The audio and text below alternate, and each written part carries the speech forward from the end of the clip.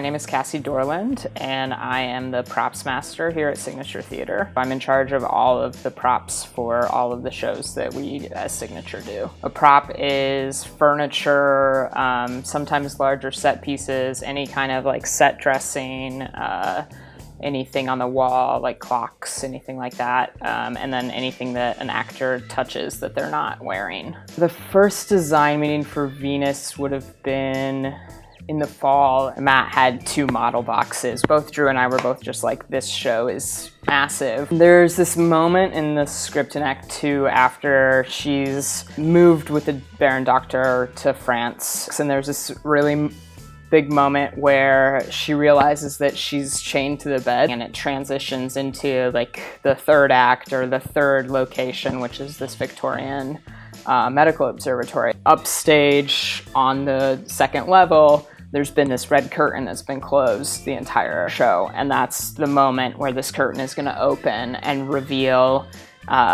even more anatomists like watching her. And so we really wanted this like kind of surreal, creepy, menacing like moment that I think really reads in the show. From the design plates, there were 98 heads in 3 rows on pipe that were potentially articulated. They were all matching. They're wearing collars and bow ties, and they have a lovely like Victorian handlebar mustache. You know, there's a lot of questions and things we had to decide before I could really say we're gonna build them this way. Do we want the hair to move?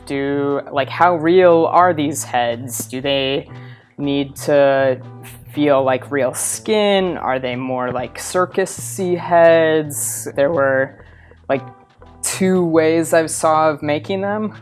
One of them was using like foam mannequin heads and adding like a wig or adding a sculpted piece to it and then just painting them all to look alike.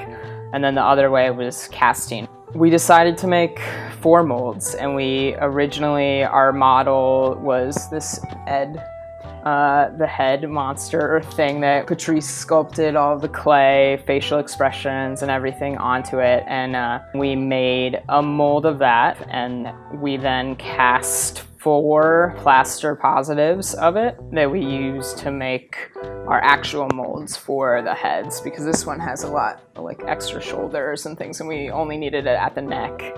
And then we mounted those on bases, and we made 4 more molds out of Rebound 25, which is a brushable platinum silicone. This is the orange stuff. You put on like 4 thin layers, and you can recoat every like 20 minutes, and then it needs 6 hours to dry. Probably the first week almost of everything was just sculpting and making the molds so that we could even make a head. We had to make mother molds for them because the silicone is really flexible, and so if it doesn't have a mother mold, it won't hold its form. This is like a shell. Your plaster positive is inside of this Rebound 25 mold that we've brushed on, and before we take that off, then we kind of divide like half of the head. You put plaster bandages, so like the same kind of thing you use for like casts or things like that. And then you wrap bandages around it and create a one-sided shell. And then you need to protect the overlap of it for the other part so that it doesn't stick together and you can get it apart. So you can do that with like mold release or Vaseline or tin foil. And then you make the other half of the shell. And so then when you go to demold it, you can just take 2 halves of the mother mold off, and then what we were doing was pulling the silicone mold off the head in like one shot. You know, it's like pulling the tightest sock off of something with like detail. It worked really well.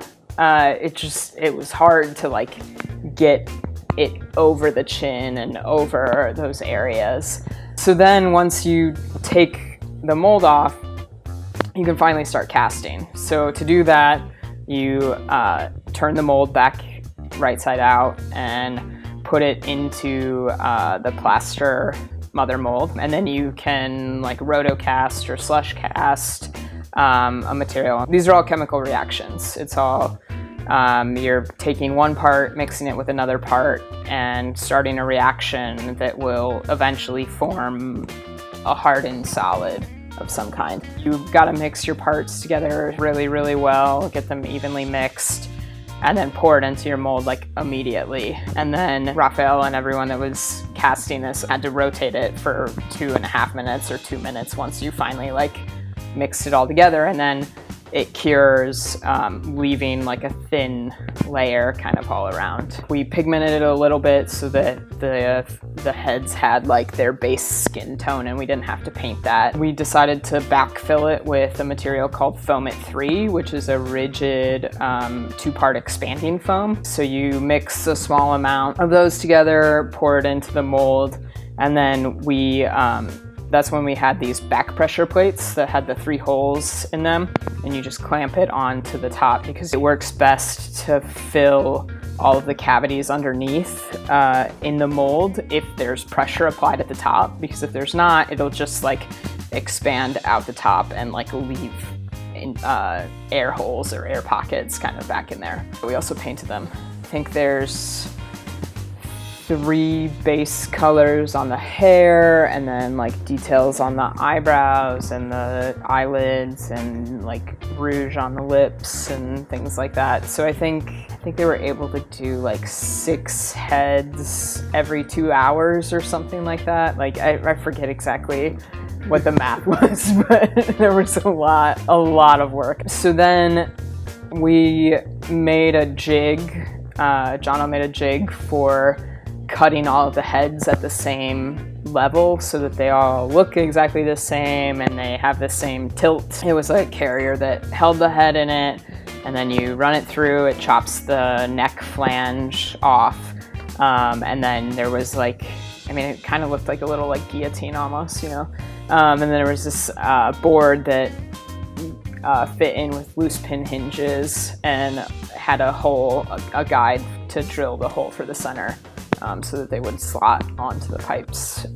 We like cut all of this pipe, we would mount the head onto the pipe. They also got like a coat of sealer, and then we would take them down to the diamond, and then they had this like labeling system so you could just hand them up to the second level and people could just install them wherever the marks were. I think it was the largest show this season for props. The space to have 98 heads was a serious problem. We had to move out of the dressing room that we were working in, and there was barely any space in this room, and we ended up like moving a bunch of carts by the freight elevator so that we could set up another like working space. I had like 9 to 12 people in throughout the whole process, like, and almost everyone that was in had a hand in heads, so it was a lot.